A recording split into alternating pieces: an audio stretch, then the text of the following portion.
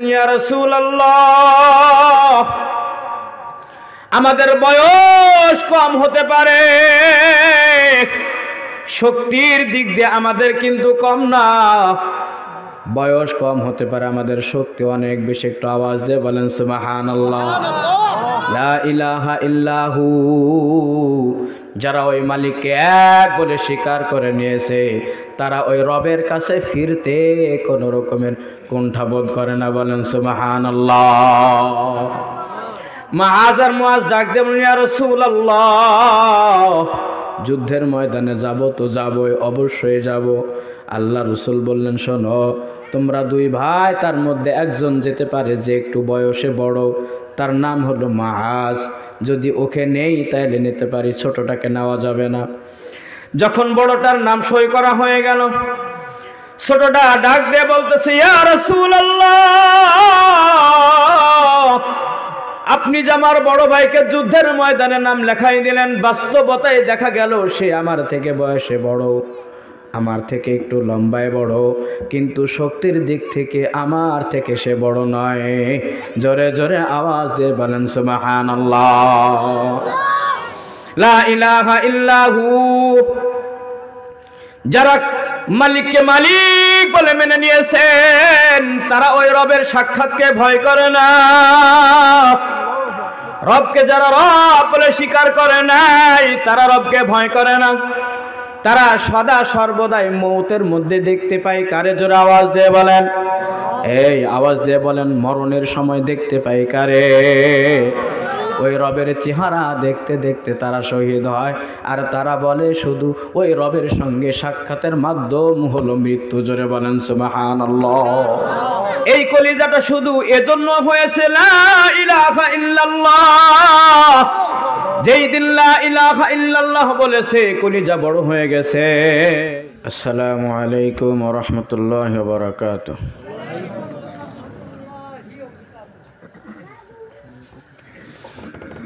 সালাম দেওয়া সুন্নাত, সালামের জবাব দেওয়া হলো ওয়াজিব। সুন্নাতের তুলনায় ওয়াজিবের গুরুত্ব বেশি, নাকি বলেন? এজন্য সালামের মাসআলা হলো, সালাম যদি শোনা যায়, সালামের জবাব শুনিয়ে দেওয়া। আমি কি সালাম আরেকবার দেব? আসসালামু আলাইকুম ওয়া রাহমাতুল্লাহি ওয়া বারাকাতুহু। এতে আপনাদের লাভ হয়েছে না ক্ষতি? ঠিক এমন একটা মজলিসে আল্লাহ রাসূল সাল্লাল্লাহু আলাইহি সাল্লাম আলোচনা করতেছেন, একজনে এসে বললেন আসসালামু আলাইকুম।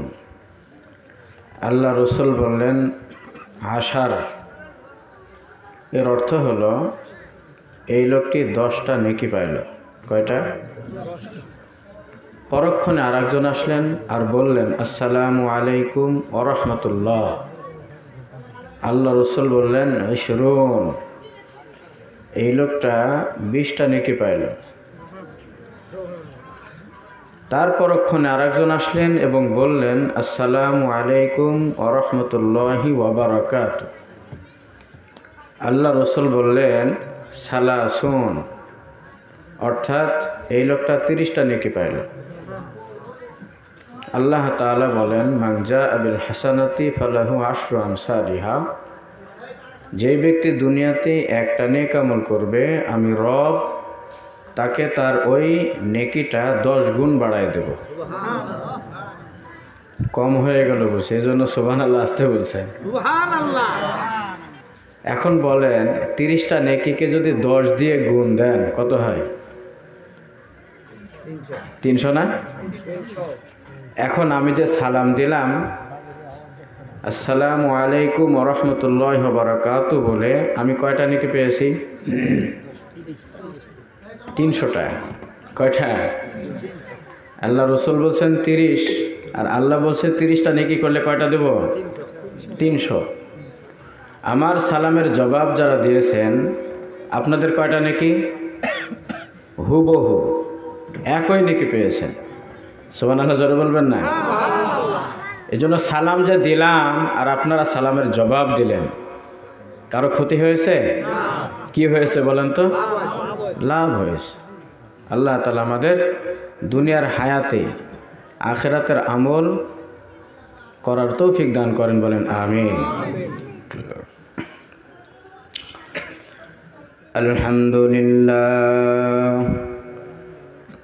আলহামদুলিল্লাহিল্লাযী আশরাফানা আলা সাইরিল উমাম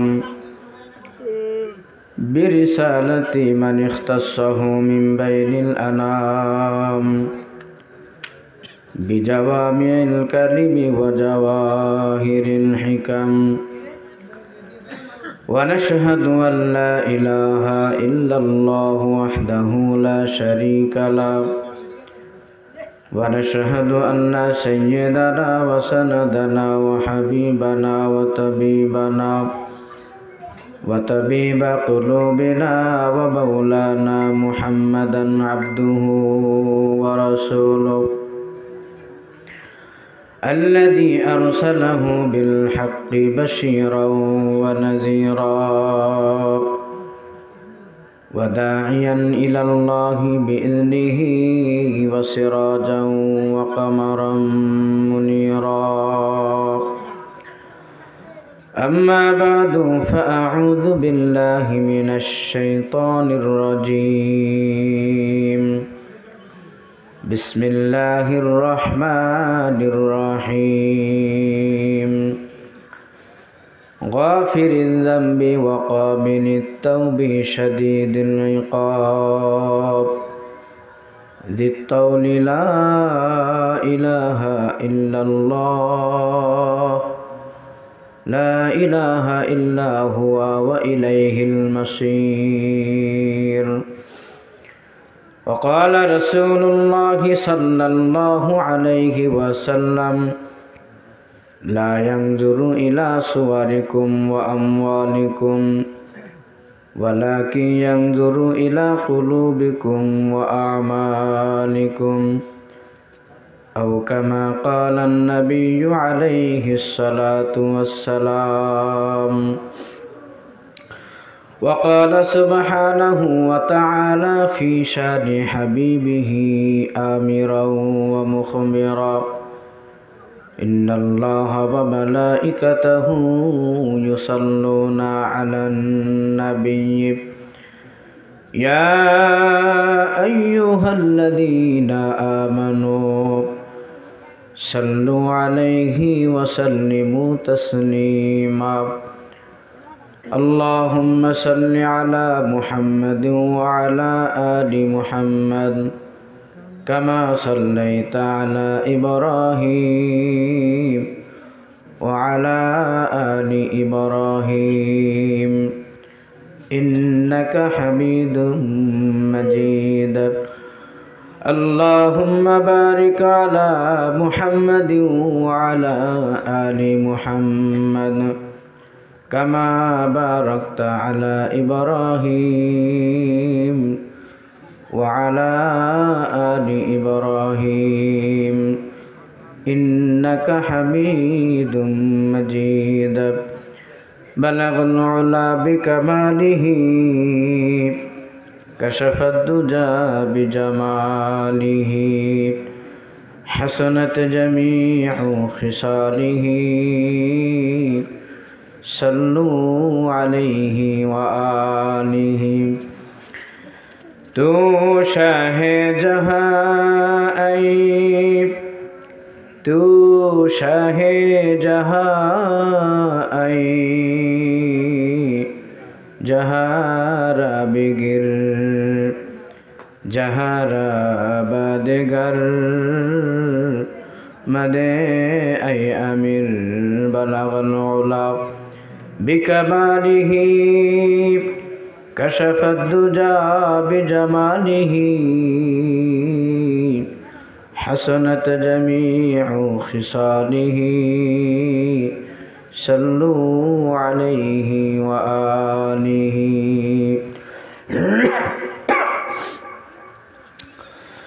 হৃদয়ে মুহাম্মদ চোখেতে মদিনা জবানে আহম্মদ অন্তরের আওয়াজ হৃদয়ে মুহাম্মদ চোখেতে মদিনা জবানে আহম্মদ অন্তরের আওয়াজ তুমি ছাড়া এ জীবনে হয় অন্তরে কাউকে দিব না ঠাই তুমি ছাড়া এ জীবনে হয় অন্তরে কাউকে দিব না ঠাই স্বপ্নে একবার দিও দিদার নইলে শান্তি পাব না হৃদয়ে মুহাম্মদ চোখেতে মদিনা জবানে আহম্মদ অন্তরের আওয়াজ লা ইলাহা ইল্লাল্লাহ লা ইলাহা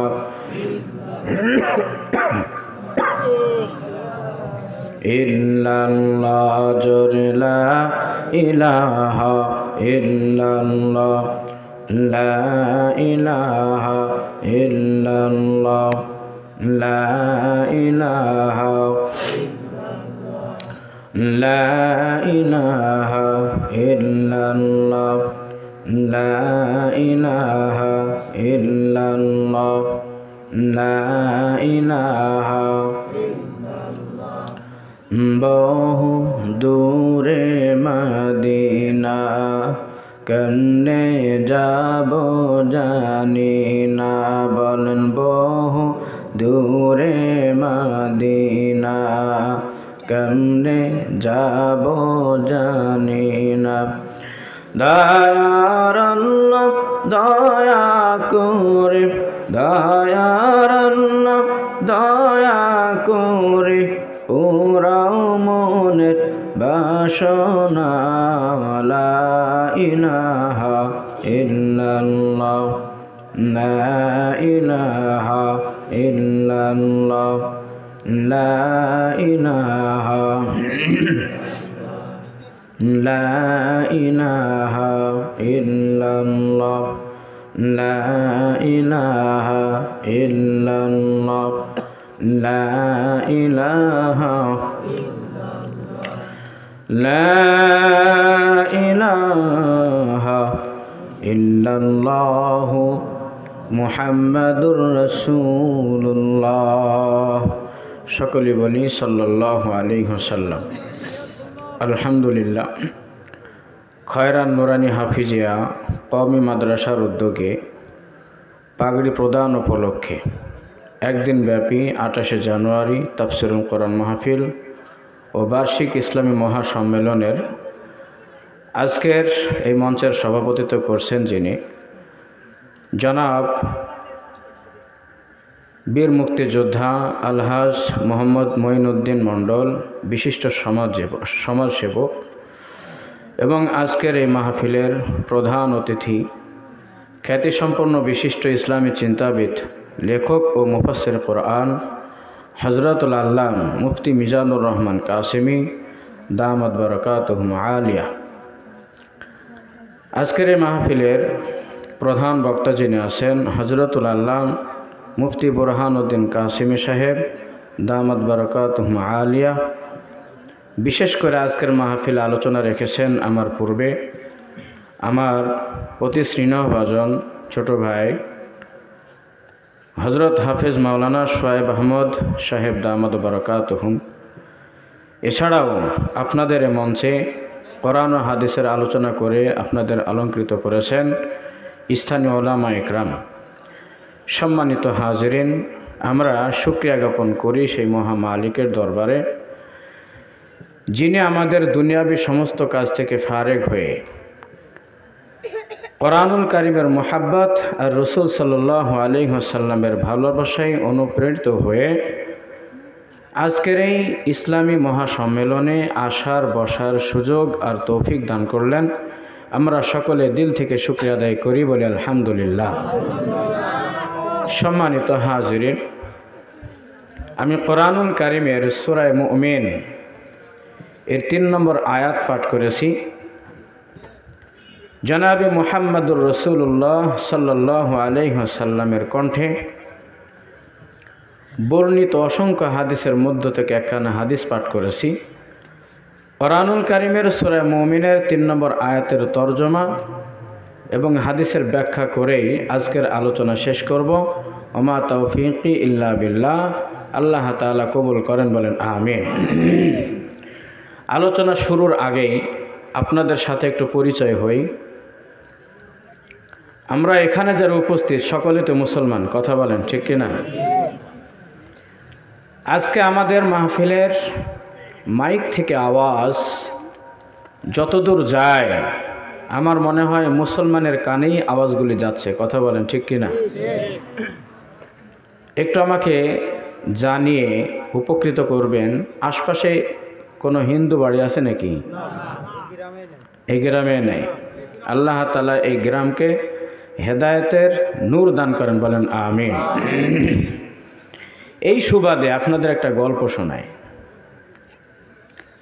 একটা সময় ছিল হিন্দুদের আবাদ বেশি ছিল, ছিল কি না? এক ফকির, সেও হিন্দু, সারাদিন ভিক্ষা করছে। ভিক্ষা করার পরে সন্ধ্যার আগ দিয়ে তার ভিক্ষার ঝুলিতে এত পরিমাণ সামানা হয়েছে, ধান চাল ডাল দিয়ে অনেক হয়েছে। এত পরিমাণ হয়েছে, কাঁধে করে বাড়িতে যাবে, তার শরীরে এই পরিমাণ শক্তি নাই। তার মানে অনেক সম্পদ পেয়েছে ভিক্ষা করে। এই ফকির হিন্দু তার ভগবানের কাছে প্রার্থনা করলো।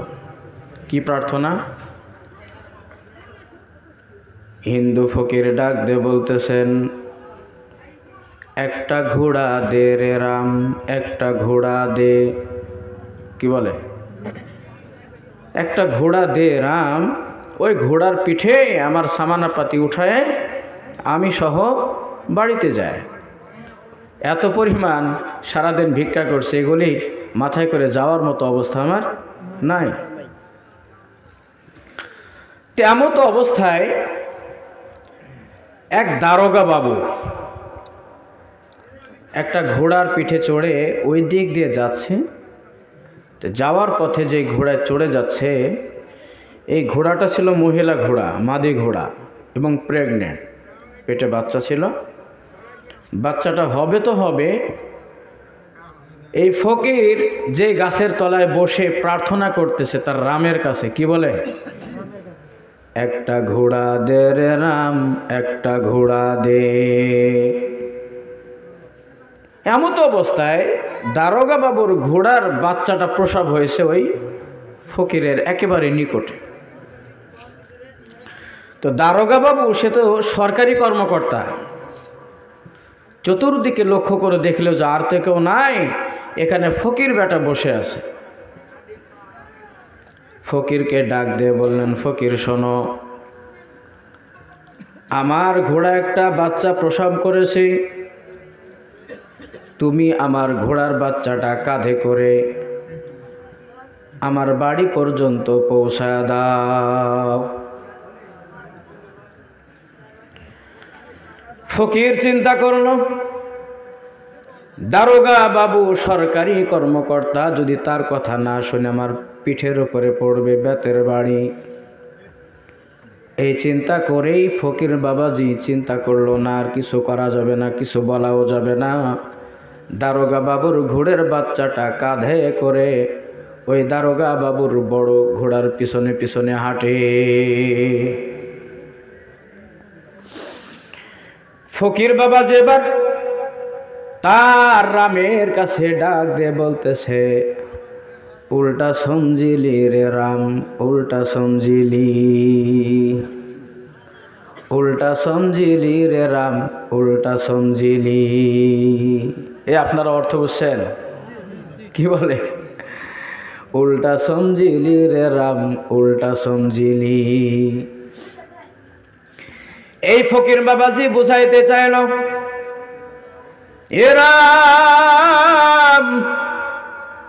তোমার কাছে একটা ঘোড়া চেয়েছিলাম, যেই ঘোড়ার পিঠে চড়ে আমি আমার সামানা সহ আমি বাড়িতে যাব, আরামে পৌঁছাবো। ও রাম, তুমি আমার এমন ঘোড়া দিলা যেই ঘোড়াই আমার পিঠে চড়েছে। কথা বলেন ঠিক কিনা? উল্টা সমঝিলি রে রাম, উল্টা সমঝিলি। ছোট্ট একটা গল্প বলে আপনাদের বুঝাইতে চাইলাম।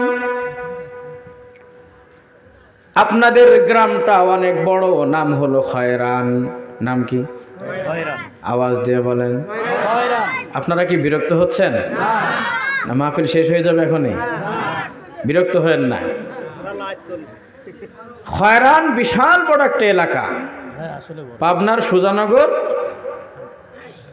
আমি যখন দৌলতপুরের ভিতরে, ওখান থেকে মোবাইলে সার্চ দিলাম, এক কথায় চলে আসছে খয়রান। অনেক এলাকা আছে মোবাইলে আপনার সার্চ দিলে আসে না, তাতে বুঝলাম আপনাদের এলাকাটা অনেক বড়। খয়রান এটা একটা আরবি শব্দ, ওলামা একরাম আছেন এখানে।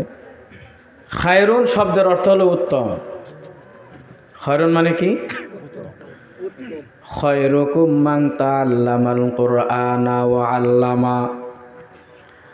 আল্লাহ রাসূল বলেন, তোমাদের ভিতরে সব থেকে উত্তম ব্যক্তি হলো যারা কোরআন শেখে এবং অন্যকে কোরআন শিখায়। খয়রুকুম মান তাআল্লামাল কুরআনা ওয়া আল্লামা। আল্লাহ তাআলা আপনাদের কবুল করেছেন, আপনাদের এলাকার নাম হলো খয়ের। কি নাম? আপনারা কখনো কোনো ওলামা একরামকে জিজ্ঞেস করছেন যে হুজুর আমাদের এলাকার নাম খয়রান, এর অর্থটা কি? আজকে আমি একটু ব্যাখ্যা করে দিয়ে গেলাম। খয়রান মানে কি বলেন? উত্তম। আসসালাতু খায়রুম মিনান নাওম।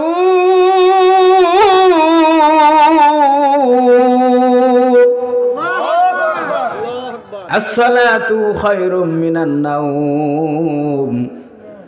মুয়াজ্জিন মসজিদের মিনারায় দাঁড়িয়ে যখন বলে আসসালাতু খায়রুম মিনান নাওম, এ মুমিন মুসলমান, নামাজ হইল তোমার ঘুমের থেকেও উত্তম।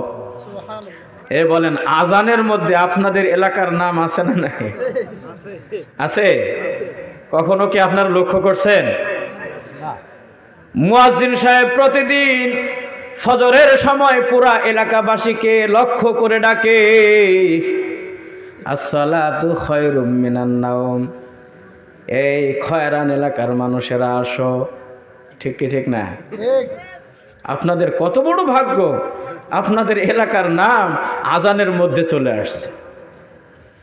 আল্লাহু আকবার। আল্লাহ কবুল করেন, বলেন আমিন। এখন আমি গল্পটুকু দিয়ে যতটুকু বুঝাইতে চাইলাম, বাবা খয়রান এলাকাটা এত বড় এলাকা। আজকের মাহফিলটা 1 টাকা 2 টাকা খরচ করে করা হয় নাই, বরঞ্চ আপনাদের দেওয়া 10 টাকা 20 টাকা দিয়েই এই মাদ্রাসার বাচ্চাদেরকে পাগড়ি প্রদান উপলক্ষে আজকের এই মাহফিলটা। কথা বলেন ঠিক কিনা? এত বড় এলাকার মধ্যে কি এই কয়টাই মানুষ? কথা বলেন। আপনারা বলছেন যে এলাকায় হিন্দু নাই, সবাই কি মুসলমান। এখন বিষয়টা এমন হয়ে গেল কিনা, আল্লাহ জানে থাকে, এমন হয়ে গেল কিনা যে উল্টা সমঝিলি রে রাম। আওয়াজ দিয়ে বলে, এই মাহফিলগুলি কোনো হিন্দুর জন্য দিয়েছে নাকি বলেন? কোনো খ্রিস্টানের জন্য দেওয়া হয়েছে নাকি বলেন? একমাত্র মুমিন মুসলমান এখানে আসবে, কোরআন ও হাদিসের আলোচনা শুনবে, একটু হেদায়েত গ্রহণ করবে, 5 ওয়াক্ত নামাজি হবে, আর মাদ্রাসার প্রতি মোহাব্বত তৈরি হবে। এই লক্ষ্যেই হলো এই মাহফিলটা দেওয়া। কথা বলেন ঠিক কিনা? এ মুমিন মুসলমান, দেখা যায় মাহফিলে মানুষ কম হয়, মাহফিলের পাশেই দেখবেন মেলা বসেছে, মেলা। মানুষগুলি মেলার মধ্যে মেলা বসায়। কথা বলেন ঠিক কিনা? তার মানে উল্টা সমঝিলি রে রাম, উল্টা সমঝিলি। সুতরাং যাদেরকে লক্ষ্য করে বললাম, হয়তো যারা মাহফিলের প্যান্ডেলের বাইরে আছেন, আমরা সঠিকটা সমঝে সঠিকটা বুঝে মাহফিলের মধ্যে চলে আসি। সকলে বলেন আমিন। সম্মানিত হাজিরিন, আমি কোরআনুল কারীমের সূরা মুমিন থেকে 3 নম্বর আয়াত পাঠ করেছি, যার তরজমা হলো আল্লাহ তাআলা বলেন, গাফিরিজ যামবি ওয়া কাবিলিত তাওবি শাদীদুল ইকাব যিত তাওলি লা ইলাহা ইল্লা হুয়া ইলাইহিল মাসীর। মালিক আমার আল্লাহ পুরা পৃথিবীর মানুষকে লক্ষ্য করে বলেন, এ মুমিন মুসলমান, চলার পথে গুনাহ করেছো, বলার ভিতরে গুনাহ করেছো, নামাজের মধ্যেও গুনাহ করে ফেলেছো, ঘুমের মধ্যেও গুনাহ করে ফেলেছো। এক কথায় মানুষ আমরা বান্দা বান্দি, চলার পথে গুনাহ হয় কি হয় না? আওয়াজ দিয়ে বলেন। বলার মধ্যেও গুনাহ হয় কি হয় না? বলেন। দেখার মধ্যেও গুনাহ হয় কি হয় না? জোরে বলেন। আমাদের হাত নড়ে গুনাহ হয়, পা নড়ে গুনাহ হয়। মালিক আমার আল্লাহ ডাক দিয়ে বলেন, গাফিরিজ যামবি ওয়া কাবিলিত তাওবি শাদীদুল ইকাব। এ বান্দা, এ বান্দি, তোমরা শুনে নাও, আমি রবের গুণ কি? গাফিরিজ যামবি ওয়া কাবিলিত তাওবি, আমি রব হইলাম মানুষের গুনাহ ক্ষমাকারী। জোরে বলেন সুবহানাল্লাহ। ওয়া কাবিলিত তাওবি, এমনকি কোন বান্দা কোন বান্দি যদি গুনাহ করে ফেলে, গুনাহ করার পরে সে যদি আমার কাছে তওবা করে, আমি রব তার গুনাহ, আমি তার যে তওবা করেছে, আমি ওই তওবা কবুলকারী। জোরে বলেন সুবহানাল্লাহ। জিত্তাউল, মালিক আমার আল্লাহ ডাক দিয়ে বলেন, 3 নম্বর গুণ হলো আমি সব থেকে বড় তোমাদের প্রতি অনুগ্রহশীল। জোরে বলেন সুবহানাল্লাহ। লা ইলাহা ইল্লা হুয়া ইলাইহিল মাসীর। তবে শুনে নাও, আমি রব এমন খোদা, আমি আল্লাহ ব্যতীত তোমাদের যাওয়ার কোনো জায়গা নাই। কথা বলেন ঠিক কিনা? লা ইলাহা ইল্লাহু, আল্লাহ ব্যতীত কোনো ইলাহ নাই, কোনো মাবুদ নাই, কোনো উপাস্য নাই।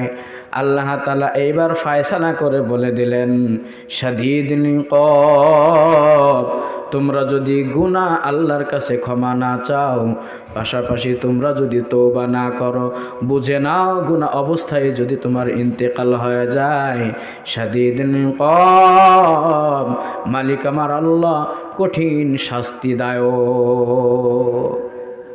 আল্লাহ তাআলা তিনি অত্যন্ত বেদনাদায়কভাবে মানুষকে শাস্তি দিতে সক্ষম। কথা বলেন ঠিক কিনা? ইলাইহিল মাসীর। মালিক ডাক দিয়ে বলেন, তুমি যাবে কোথায়, পালাবে কোথায়?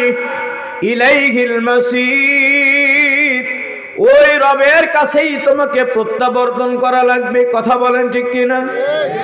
আমরা যেদিকে যাই করে না কেন, যতই ক্ষমতা দেখায়, দাপট দেখায়, অর্থের আমরা বাহাদুরি দেখাই, সর্বশেষ বলেন তো আমাদের প্রত্যাবর্তন কার কাছে? তার মানে ইলাইহিল মাসির, এটা দিয়ে আল্লাহ তাআলা বলেন, শোনো, কেউ কেউ তো আছে আমি রবের কাছে যদি আসার কথা শোনে বড় আনন্দিত হয়ে যায়, বড় আনন্দিত। আবার দেখবেন কেউ কেউ যদি শোনে ওই রবের কাছে যাওয়া লাগবে, সে কখনোই রবের কাছে যাইতে চায় না। এই কথাটার ব্যাখ্যা বোঝার জন্য একটু ঘটনা শুনে নেন। ইলাইহিল মাসির, ওই রবের কাছেই আমাদেরকে প্রত্যাবর্তন করা লাগবে, যাওয়াই লাগবে। কোন বান্দা যাবে তো যাবে হাসতে হাসতে যাবে, আবার কোন বান্দা আছে ওই মালিকের দরবারে যাবে তো কাঁদতে কাঁদতেই যাবে। আপনারা নাম শুনেছেন, ওই রবের কাছে ভালো হোক খারাপ হোক যাওয়া লাগবে না? লাগবে না? লোকমান হাকিম আলাইহিস সালাম, যার ব্যাপারে নবীজি বলেন কেউ কেউ বলেছেন সে নবী, আবার কেউ কেউ বলেছেন আল্লাহর বড় পেয়ারা বান্দা। তবে লুকমান হিকিমের ব্যাপারে আল্লাহ তাআলা বলেন ওয়ালাকাদ আতাইনা লুকমানাল হিকমাতা, আমি রব ওই লুকমানের মধ্যে হিকমত দান করেছি। জোরে বলেন সুবহানাল্লাহ। লুকমান হিকিম এমন একজন মানুষ ছিল, গরিব, হত দরিদ্র, দেখতেও সুন্দর ছিল না, হাত ফাটা পা ফাটা কালো কুচরি, একেবারে শর্ট সাইজের একজন মানুষ ছিল। এই লুকমান হিকিম আলাইহিস সালাতু ওয়াস সালাম আল্লাহ তাআলা এত পছন্দ করেছেন, লুকমান হিকিমের নামে কোরআনুল কারীমের মধ্যে একটা সূরা নাযিল করেছে। বলেন সুবহানাল্লাহ। এই লুকমান হিকিম যখন গরিব মানুষ, তৎকালীন জামানার একজন বড় ধনী লোক, তার গবাদি ছাগল ছিল, ছাগলের পাল ছিল। এই লুকমান হিকিম আলাইহিস সালাম ছাগল চড়াইতেন, তার মানে রাখালের কাজ করতেন। ওই ধনী লোকটার যত ছাগল ছিল তিনি চড়াইতেন। যখন ছাগলের পালগুলি নিয়ে মাঠে চলে যেতেন, মাঠে আরো যারা রাখাল ছিল তারা ছাগল ছেড়ে দিয়ে লুকমান হিকিম গাছের গোড়ায় বসে বসে নসিহত করতেন, সুন্দর সুন্দর কথা বলতেন, জ্ঞান গর্বপূর্ণ কথা বলতেন। এলাকার যত রাখাল ছিল তারা তাদের ছাগলগুলি চড়াইতে দিয়ে ওই লুকমান হিকিমের পাশে বসে বসে জ্ঞান গর্বপূর্ণ কথাগুলি শুনতে। বলেন সুবহানাল্লাহ। এই লুকমান হিকিম এইরকম কথা বলেন, আলোচনা করেন, সুন্দর সুন্দর কথা বলেন। একদিন হঠাৎ করে ওই মালিক যার ছাগলগুলি লুকমান হিকিম চড়ায়, ওই মালিকের এক বন্ধু মাঠের পাশ দিয়ে যাইতে লেগে দেখতেছেন লুকমান হিকিমের পাশে বসে বসে মাঠের রাখালগুলি কথা শুনতেছে। এই বন্ধুটা চিন্তা করলো কি ব্যাপার, কি ব্যাপার। লুকমান হিকিম একজন গরিব মানুষ, ছাগলের রাখাল, ছাগল চড়ায়, অথচ মাঠের রাখালগুলি লুকমান হিকিমের পাশে বসে বসে এত মনোযোগ দিয়ে আলোচনা শোনে। দেখি তো লুকমান হিকিম কি আলোচনা করে। লুকমান হিকিমের পাশেও সে বসে গেছে। বলেন সুবহানাল্লাহ। মূলত ওই ধনী লোকের বন্ধুটা তার কথাগুলি শুনলেন, বড় আশ্চর্য হয়ে গেলেন। গ্রামের একজন রাখাল এত সুন্দর সুন্দর জ্ঞান গর্বপূর্ণ কথা বলেন, সে শুনে বড় চমৎকৃত হয়ে গেলেন। পরের দিনে তার বন্ধুর কাছে যেয়ে বললেন, বন্ধু, তোমার এই যে রাখাল লুকমান ওই মাঠে যাওয়ার পরে ওই রাখালদের সঙ্গে সুন্দর সুন্দর আলোচনা করে। এ বন্ধু, তুমি যদি লুকমান হিকিমকে একটু স্বাধীনতা দিয়ে দাও, ছাগলের রাখালগিরি না দিয়ে তার স্বাধীনতা দিয়ে দাও, এলাকার মধ্যে সে ওয়াজ করবে, নসিহত করবে, কথা বলবে, মানুষের সঙ্গে মিশামিশি করবে, তাইলে এলাকার মানুষগুলি তার থেকে সুন্দর সুন্দর কথা শুনবে আর মানুষগুলি জ্ঞান লাভ করবে। বলেন সুবহানাল্লাহ। বাদশা চিন্তা করলো, ধনী লোকটা চিন্তা করলো, কি বলো বন্ধু, আমার এই ছাগলের রাখাল লুকমান হিকিম, আমি তো তার এত জ্ঞানী মনে করি না। কি আলোচনা করে, কি তার জ্ঞান, কি তার গর্ব করতেছো তুমি বলো। আচ্ছা ঠিক আছে। পরের দিন যখন হয়ে গেল, এইবার ডাক দে বলতেছ, না বন্ধু, ওই লুকমান হিকিমকে একটু আমার কাছে নিয়ে আসো, দেখি তো লুকমান হিকিমের জ্ঞান কতটুকু। আগেকার যারা ধনী লোক হতো তাদের মেধাও ছিল ভালো। লুকমান হিকিমকে ডাকানো হলো, লুকমান হিকিম নিকটে চলে আসলেন। ধনী লোকটা ডাক দিয়ে বলতেছেন, লুকমান হিকিম, তোমার নাকি অনেক জ্ঞান, আমি তোমাকে একটু পরীক্ষা করব। লুকমান হিকিম ডাক দিয়ে বলতেছেন, হুজুর, আমি তো গরিব মানুষ, ছোট মানুষ, আমি আপনার কাছে কি জ্ঞানের পরীক্ষা দেব। এইবার ডাক দিয়ে বলতেছে, শোনো, আমার ছাগলের পালের ভিতর থেকে একটা ছাগল তুমি জবাই করবে, করার পরে ওই ছাগল থেকে তুমি আমাকে সব থেকে নিকৃষ্ট বস্তুটা বের করে দেবে। ছাগল জবাই করবে, ছাগলের ভিতরে সব থেকে নিকৃষ্ট বস্তু যেটা সেইটা আমারে দেখাবি। লুকমান হাকিম ছাগল জবাই করলেন। ছাগল জবাই করার পরে ছাগলের ভিতর থেকে একটা গোশতের টুকরা বের করে আনলেন, যেটাকে আমরা সাধারণত বলি কলিজা। কি বলি? কলিজাটা বের করে একটা প্লেটের উপরে রেখে ডাকতে বললেন, হুজুর এই যে নেন, ছাগলের শরীরের ভিতরে সব থেকে নিকৃষ্ট অঙ্গ এইটাই হলো আমি আপনার সামনে উপস্থিত করলাম। এই ধনী লোকটা চিন্তা করলো, ছাগলের পুরা শরীরের অঙ্গের ভিতরে সব থেকে নিকৃষ্ট অঙ্গ যদি কলিজা হয়, ও লুকমান হাকিম আর একটা ছাগল জবাই করো। ছাগল জবাই করার পরে এইবার তুমি ছাগলের ভিতরে সব থেকে উৎকৃষ্ট মানের সব থেকে উত্তম বস্তু যেটা ওইটা আমার সামনে উপস্থিত করো। লুকমান হাকিম দ্বিতীয় আর একটা ছাগল জবাই করলেন। ছাগল জবাই করার পরে প্রথম দিন ছাগলের যেই অঙ্গটা ধনী লোকের সামনে আনছেন, দ্বিতীয় দিনে ওই অঙ্গটাই নিয়ে আসছেন কলিজা। ধনী লোকটা প্রশ্ন করলেন, ও লুকমান, আমার প্রশ্ন দুই রকম কিন্তু জবাব দিয়েছো তুমি একই রকম। কথা বলেন ঠিক কিনা? আমার প্রশ্ন দুই রকম।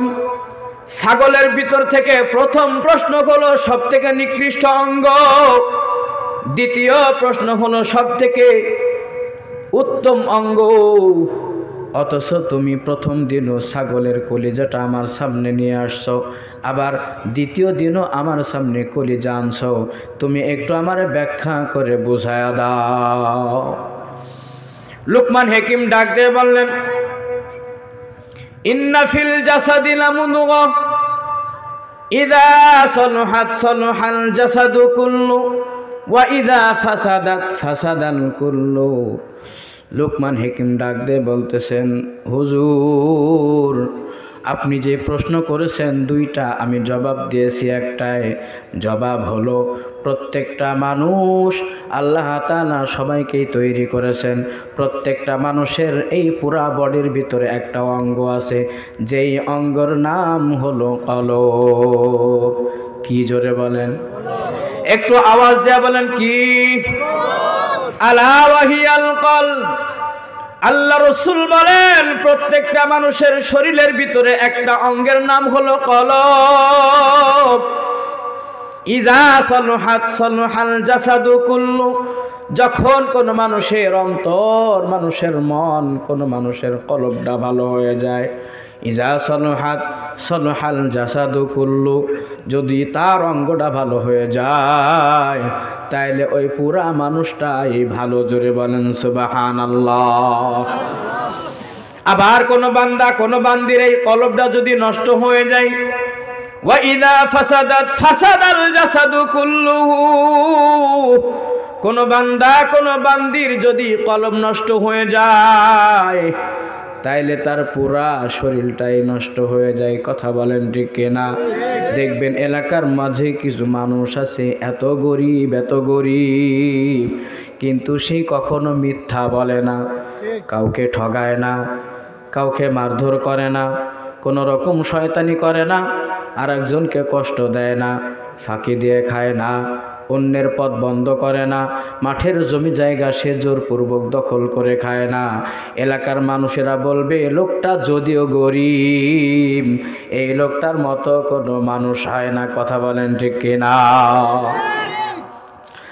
আর যদি এলাকার একজন ধনী মানুষ, অনেক টাকা পয়সাওয়ালা নেতা মানুষ, খেতা মানুষ, অথচ এমন কোন অপরাধ নাই সে করে না, এমন কোন অপরাধ নাই যা তার দ্বারা হয় নাই, অন্যের জমি দখল করে খায়, অন্যের জায়গা দখল করে খায়, অন্যের টাকা দখল করে খায়। অনেক মানুষ আছে বিদেশে পাঠানোর নামে দেখবেন মানুষের কাছে টাকা নেয় কি নেয় না, অথচ দেখা যায় লক্ষ লক্ষ লক্ষ লক্ষ টাকা মেরে খেয়েছে, একটা সময় তার মোবাইল ফোন বন্ধ করে দেয়। আছে না নাই? আপনার এলাকায় আছে কিনা জানি না। আমাদের এলাকায় এক লোক আসছে, মাথায় টুপি দেওয়া, সুন্দর দাড়ি, সুন্দর লেবাস পরে আসছে। আসার পরে 5 ওয়াক্ত নামাজ পড়ে। আল্লাহ তাআলার কি রহমত, তার মধ্যে কোরআনের তেলাওয়াতটাও সুন্দর। এলাকার মানুষেরা চিন্তা করলো, লোকটা এত ভালো মানুষ, এত ভালো মানুষ, একটা সময় ইমাম না থাকলেও সে ইমামতি করে, নামাজ পড়ায়। এলাকার মধ্যে গরিব দুঃখী যারা আছে মাঝে মধ্যে কিছু টাকা পয়সাও দেয়, গরিবদেরকে সাহায্য সহযোগিতাও করে। এরপরে সে প্রচার করলো, শোনো, আমার অমকে তমকে বিদেশে থাকে, তোমাদের মধ্যে যারা গরিব আছে তোমরা যদি কিছু কিছু টাকা দাও, আমি অল্প খরচে তাকে বিদেশে যাওয়ার ব্যবস্থা করে দেব। এইভাবে করতে করতে সে কাফেলা গুছাইতেছে। বলে 1 2জনকে তো বিদেশে পাঠানো যায় না, একই প্লেনে একই টিকিটে একইভাবে একসঙ্গে পাঠাবো, অন্তত পক্ষে 200 মানুষ সে জোগাড় করেছে। কয়শো? 200। এটা বেশি দিন আগের কথা নয়, 5 থেকে 10 বছর হবে। আমি যদিও ছোট, কথাটা মনে আছে। যাদের কাছ থেকে সে টাকা নিয়েছে, অর্থ নিয়েছে, সম্পদ নিয়েছে, তারা এসে আমাকে বলছে, চোখের পানি ছেড়ে দিয়ে বলতেছে, হুজুর, গরিব মানুষ, অন্যের কাছ থেকে টাকা নিয়েছি, বিদেশে যাওয়ার নাম করে অমুকে টাকা নিয়েছে। একটা সময়ে দেখা গেছে ওই লোকটা সকলের কাছে 1 লাখ, 1.5 লাখ, 2 লাখ টাকা নিয়েছে। ঠিক 3 মাসের মাথায় যে বলতেছে, আমি ঢাকায় গেলাম, তোমাদের সব কাগজপাতি জমা দাও। ঢাকায় যাওয়াও সারা, মোবাইল ফোন বন্ধও সারা, সব কিছু বন্ধ। এ বাবা বলেন, এই লোকটা মরলে তো মানুষ খুব কষ্ট পাবে, তাই না? কষ্ট তো হবেই। এই মানুষটা মারা যাওয়ার সঙ্গে সঙ্গে বলবে, আল্লাহ, এই মারা যাওয়ার সঙ্গে সঙ্গে যেন জাহান্নামে যায়। এলাকার কোনো ডাকাত যদি মারা যায়, চোর যদি মারা যায়, ছেঁচড়া চোর মারা যায়, অন্যের জমি দখল করে খেয়েছে সে যদি মারা যায়, কোনো মানুষকে কষ্ট দিয়েছে সে যদি মারা যায়, মানুষ বলবে লোকটা মরেছে ভালো হয়েছে, আরো 10 বছর আগে মরলে ভালো হতো। আবার কিছু মানুষের সম্পদশালী দেখবেন, মানুষ বলবে লোকটার সম্পদ থাকতে পারে কিন্তু ওই লোকটার মতো খারাপ কোনো মানুষ নাই। কথা বলেন ঠিক কিনা? তার মানে সম্পদ আছে, চেহারা আছে, সুরত আছে, বাড়ি আছে, গাড়ি আছে, তার শরীরটাও দেখতে সুন্দর, কিন্তু তার ভিতরের কলবটা নষ্ট। যার কারণে এলাকার একটা মূর্খ মানুষ হলেও সে বলবে, শোনো, ওই লোকটার সব থাকতে পারে কিন্তু ওই লোকটার মতো খারাপ মানুষ নাই, কারণ হলো তার অন্তরটাই খারাপ। কথা বলেন ঠিক কিনা? আমার আপনার রাসূল ডাক দিয়ে বলেন, وَإِذَا فَسَدَتْ فَسَدَ الْجَسَدُ كُلُّهُ। কোন বান্দা কোন বান্দির যদি কলবটা নষ্ট হয়ে যায় তাহলে তার পুরা জিন্দিগিটাই নষ্ট, পুরা জিন্দিগিটাই নষ্ট। হযরত লুকমান হাকিম ডাক দিয়ে বলতেছে, হুজুর, এই যে কলব আপনারে দেখাইলাম, আপনার প্রশ্ন হলো 2টা আর জবাব দিয়েছি আমি একটাই। কয়টা? জোরে বলেন, আওয়াজ দিয়ে বলেন, কয়টা? তার মানে এই যে ছাগলের যেমন একটা অঙ্গ, মানুষের অঙ্গ আছে। পৃথিবীর হায়াতে কোন মানুষ, কোন বান্দা, কোন বান্দির কলব যদি ভালো হয়, এই মানুষটার পুরো জিন্দেগি সুন্দর, এর মতো উৎকৃষ্ট মানের মানুষ হয় না। আবার যদি কোনো মানুষের অন্তরটা নষ্ট হয়ে যায় তাইলে এই লোকটার মতো খারাপ মানুষ পৃথিবীতে নাই। কথা বলেন ঠিক কিনা? মালিক আমার আল্লাহ ডাক দিয়ে বলেন, ওয়া ইলাইহিল মাসির। এ বান্দা, এ বান্দি, তুমি তোমার ক্ষমতা নিয়ে যতই চলো, তোমার সম্পদের বাহাদুরি নিয়ে তুমি যতই চলো, বুঝবে তোমার একটাই ঠিকানা, সেইটা হলো মরণের পরে আমি রবের কাছে তোমাকে আশা লাগবে। কথা বলেন ঠিক কিনা? ওয়া ইলাইহিল মাসির, ওই মালিকের কাছে আমাকে আপনাকে যাওয়া লাগবেই লাগবে। এজন্য মালিক আমার আল্লাহ ডাক দিয়ে বলেন, লা ইলাহা ইল্লা হুয়া ইলাইহিল মাসির। প্রত্যেকটা বান্দা বান্দিকে আমি রবের কাছে আসা লাগবেই। এজন্য যদি গুনাহ হয়ে যায়, গাফিরিজ যামবি ওয়া কাবিলিত তাওবি শাদীদুল ইকাব, ও বান্দা ও বান্দি তোমার যদি গুনাহ হয়ে যায়, ওয়া ইলাইহিল মাসির মালিকের কাছে যাওয়া লাগবে।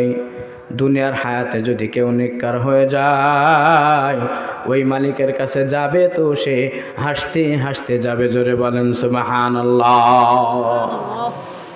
আল্লাহর নবীর একজন সাহাবা যুদ্ধের ময়দানে গেছেন। হঠাৎ করে যুদ্ধের ময়দান থেকে কাফেরদের হাতে ধরা খেয়ে গেছেন। কাফেরদের কাছে যখন ধরা খেয়ে গেলেন, একদিন দুই দিন নয়, 40টা দিন আটকায় রাখছেন, কোনো খাদ্য খাবার দেয় নাই। অনেক বড় ইতিহাস, শুধু বোঝানোর জন্য বলতে চায়। ইলাইহিল মাসির এই শব্দের ব্যাখ্যাটা বোঝানোর জন্য বোঝাইতে চায়, যারা দুনিয়ার হায়াতে নেককার বান্দা, আল্লাহ তাআলার প্রিয় বান্দা বান্দি হয়ে যায়, তারা আল্লাহর কাছে হাসতে হাসতে যায়, মালিকের কাছে যাইতে তাদের কোনো বাধা নাই। বলেন সুবহানাল্লাহ। আপনারা নাম শুনেছেন বিবি আসিয়া, ফিরাউনের স্ত্রী, যেই ফিরাউন বলেছিল আনা রব্বুকুমুল আলা, আমি হইলাম সব থেকে বড় খোদা, আমার ওপরে কোনো খোদা নাই, যদি কেউ খোদা থাকে তো তারা আমার নিচে। নাউজুবিল্লাহ, জোরে বলবেন না। আল্লাহ কয়জন? আওয়াজ দিয়ে বলেন, আল্লাহ কয়জন? লা ইলাহা ইল্লাহু, আল্লাহ তাআলা বলেন আমি রব, ইল্লাহু, আমি ছাড়া কোনো মাবুদ নাই, কোনো উপাস্য নাই। অথচ ফেরাউন ডাক দিয়ে বলেন আনা রব্বুকুমুল আলা, আমি হইলাম সব থেকে বড় খোদা। বলেন নাউজুবিল্লাহ। এই বিবি আসিয়া হলেন তার স্ত্রী। মূসা আলাইহিস সালাতু ওয়াস সালামকে লালন পালন করলেন। অনেক বড় ইতিহাস, পিছনের দিকে আমি ওই দিকে যাব না। বিবি আসিয়া যখন বুঝতে পারলেন এই যে মূসা কালেমার দাওয়াত নিয়ে আসছেন, তিনি তখন বললেন লা ইলাহা ইল্লাল্লাহ মূসা কালিমুল্লাহ। বিবি আসিয়া ইসলাম গ্রহণ করে নিলেন। ফিরাউন ডাক দিয়ে বলতেছে, বিবি, এলাকার অন্য কেউ যদি আমাকে অস্বীকার করে, অন্য কাউকে আল্লাহ বলতো, তাও তো মেনে নিতাম। অথচ তুমি আমার সহধর্মিনী, আমাকে আল্লাহ বাদ দিয়ে, আমাকে রব বলা বাদ দিয়ে তুমি মূসার মালিককে আল্লাহ বলে ডাক দিয়েছো। এখন তুমি দেখবে আমার দেওয়া শাস্তি কত ভয়ঙ্কর। হাদিসের মধ্যে আছে বিবি আসিয়া তার অর্ধাঙ্গিনী সারা জীবন তার সঙ্গে জীবন কাটাইছেন, অথচ বিবি আসিয়াকে এমনভাবে হত্যা করেছেন, সর্বপ্রথম তার পুরা শরীরের এই চামড়াগুলি ছাগলের চামড়া যেভাবে সুলা হয় ওইভাবে সুলেছে। জোরে বলেন নাউজুবিল্লাহ। যখন সে কালিমার দাওয়াত দিল, কালেমার সাক্ষী দিল, ফেরাউন ডাক দিয়ে বলতেছে, বিবি আসিয়ার যেই জিব্বা আছে জিব্বায় প্যারাক মেরে দাও। জিব্বার উপরে প্যারাক মেরে দেওয়া হলো। তারপরেও বিবি আসিয়া বলতেছেন লা ইলাহা ইল্লাল্লাহ। সবাই বলেন লা ইলাহা ইল্লাল্লাহ। বিবি আসিয়ার একজন মেয়ে ছিল। মেয়ে ডাক দিয়ে বলতেছে, মা, আপনি যে বাবার কাছ থেকে শাস্তি পাইতেছেন, জিব্বার উপরে প্যারাক মেরে দিয়েছে, আপনার শরীরের চামড়াগুলি টেনে টেনে টেনে টেনে খসাইতেছে, আপনি কি কষ্ট পান না? বিবি আসিয়া ডাক দিয়ে বলতেছে, মেয়ে, তুমি জানো না আমার এই জিব্বার উপরে যতগুলি আঘাত দিতেছে, আমি দেখতেছি জান্নাতের একটা একটা একটা একটা করে স্তর আমি পাইতেছি। জোরে বলেন সুবহানাল্লাহ। ইমানের মধ্যে কেমন স্বাদ, ইমানের ভিতরে কেমন মজা, ইমানের ভিতরে আল্লাহ তাআলার দেওয়া কত নিয়ামত। তারা হাসতে হাসতে হাসতে হাসতে আল্লাহ তাআলার সঙ্গে সাক্ষাৎ করেছে। বলেন সুবহানাল্লাহ। আল্লাহ রসুল একদিন সকলকে ডাক দিয়ে বলতেছে যুদ্ধের ময়দানে যেতে হবে। হঠাৎ করে দুইজন সাহাবে আসছেন, যেই দুইজনের বয়স একেবারেই ছোট, যার মধ্যে একজনের নাম হলো মাআজ আর একজনের নাম হলো মুআজ। এই দুইজন সাহাবী রসুলের দরবারে এসে বলতেছে, ইয়া রাসূলুল্লাহ, আমরা দুইজন আপনার সঙ্গে যুদ্ধের ময়দানে যেতে চাই। আল্লাহ রসুল ডাক দিয়ে বলতেছ, মুআজ ও মুআজ, আল্লাহ তাআলার পক্ষ থেকে এই আদেশ দেওয়া হয় নাই একজন নাবালিগ সন্তানকে যুদ্ধের ময়দানে নিয়ে যা। আপনার একটু জবাব দিয়ে বলেন তো, যুদ্ধের ময়দানে মানুষ কি পিকনিক করতে যায়? এই আওয়াজ দিয়ে বলেন, পিকনিক করতে যায়? ওইখানে কি কোনো খাওয়া দাওয়ার আয়োজন আছে নাকি? না বাবা, না না। যুদ্ধের ময়দান, জিহাদের ময়দান, সেখানে নিশ্চিত মৌতের জন্যই মানুষ যায়। মুআজ আর মুআজ ডাক দিয়ে বলতেছেন, ইয়া রাসূলুল্লাহ, আমাদের বয়স কম হতে পারে, শক্তির দিক দিয়ে আমাদের কিন্তু কম না। বয়স কম হতে পারে, আমাদের শক্তি অনেক বেশি। একটু আওয়াজ দিয়ে বলেন সুবহানাল্লাহ। লা ইলাহা ইল্লাহু। যারা ওই মালিককে এক বলে স্বীকার করে নিয়েছে, তারা ওই রবের কাছে ফিরতে কোনো রকমের কুণ্ঠাবোধ করে না। বলেন সুবহানাল্লাহ। মুআজ আর মুআজ ডাক দিয়ে বলেন, ইয়া রাসূলুল্লাহ, যুদ্ধের ময়দানে যাব তো যাবই, অবশ্যই যাব। আল্লাহ রসুল বললেন, শোনো, তোমরা দুই ভাই, তার মধ্যে একজন যেতে পারে যে একটু বয়সে বড়, তার নাম হলো মুআজ। যদি ওকে নেই তাইলে নিতে পারি, ছোটটাকে নেওয়া যাবে না। যখন বড়টার নাম সই করা হয়ে গেল, ছোটটা ডাক দিয়ে বলতেছে, ইয়া রাসূলুল্লাহ, আপনি যে আমার বড় ভাইকে যুদ্ধের ময়দানে নাম লেখাই দিলেন, বাস্তবতায় দেখা গেল সে আমার থেকে বয়সে বড়, আমার থেকে একটু লম্বায় বড়, কিন্তু শক্তির দিক থেকে আমার থেকে সে বড় নয়। জোরে জোরে আওয়াজ দিয়ে বলেন সুবহানাল্লাহ। লা ইলাহা ইল্লাহু। যারা মালিককে মালিক বলে মেনে নিয়েছেন, তারা ওই রবের সাক্ষাৎকে ভয় করে না। রবকে যারা রব বলে স্বীকার করে নাই, তারা রবকে ভয় করে না। তারা সদা সর্বদাই মৌতের মধ্যে দেখতে পায় কারে? জোরে আওয়াজ দিয়ে বলেন, এই আওয়াজ দিয়ে বলেন, মরণের সময় দেখতে পায় কারে? ওই রবের চেহারা দেখতে দেখতে তারা শহীদ হয়। আর তারা বলে শুধু ওই রবের সঙ্গে সাক্ষাতের মাধ্যম হলো মৃত্যু। জোরে বলেন সুবহানাল্লাহ। এই মুআজ আর মুআজ, আল্লাহ রসুল ডাক দিয়ে বললেন, মুআজ কি বলো? তোমার থেকে বয়সে বড়, কিন্তু তোমার থেকে শক্তিতে কম।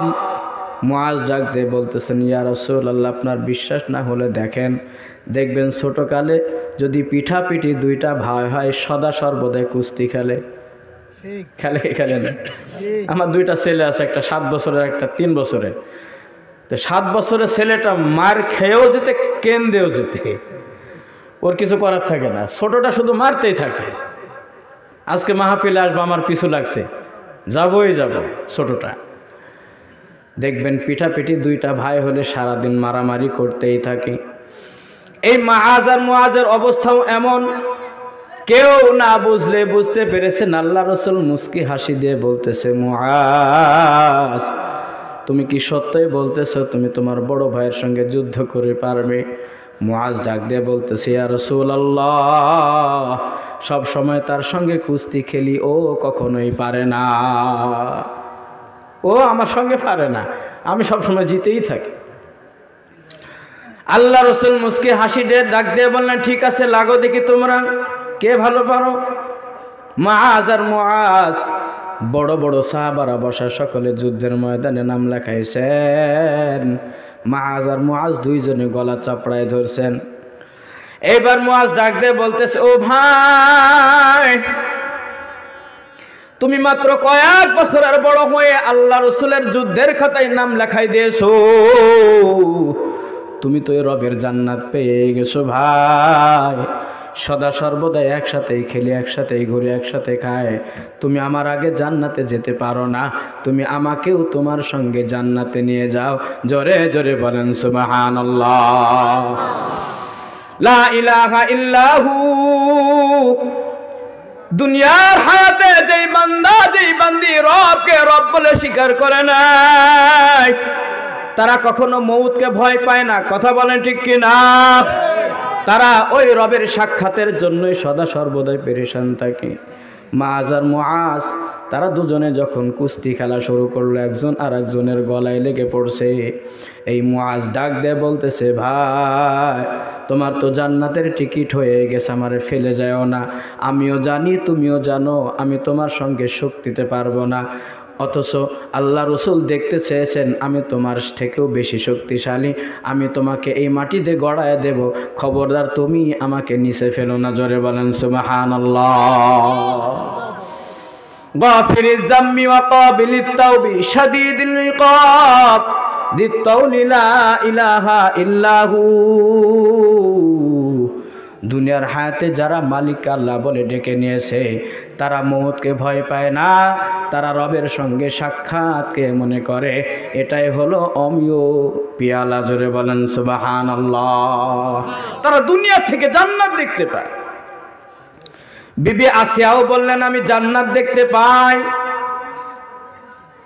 আল্লাহ রসুল বলেন বিবি আসিয়াকে যখন যত কষ্ট দেওয়া হয়, আল্লাহ তাআলা পুরা জান্নাতুল ফেরদাউস বিবি আসিয়ার সামনে তুলে ধরছে। জোরে বলেন সুবহানাল্লাহ। এই আল্লাহ পারে না, পারে না, আওয়াজ দিয়ে বলেন, একটু আওয়াজ দিয়ে বলেন আল্লাহ পারে না, পারে না। আপনারা জানেন এটা চলতেছে রজব মাস, আজকে মনে হয় 28 তারিখ।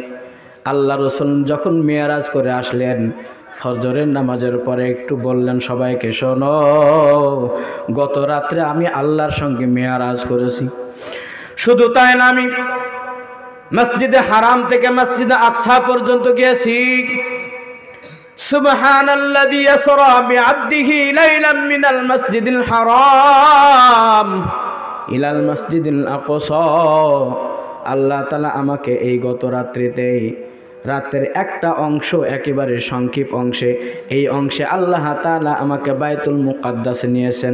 বাইতুল মুকাদ্দাস থেকে সপ্তম আসমান পাড়ি দিয়ে সিদরাতুল মুনতাহা পার হয়ে আরশে আজিমে আল্লাহর সঙ্গে সাক্ষাৎ হয়েছে।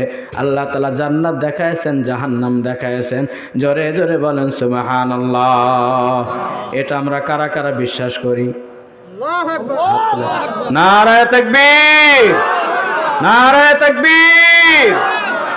হাত নামান। এটাও একটা ইমানের অংশ। এটাও কি? জোরে বলেন। ইমানের অংশ। মেরাজ, এটাকে বিশ্বাস করাও ইমানের অংশ। আবু জেহেল যখন সকালবেলায় শুনল,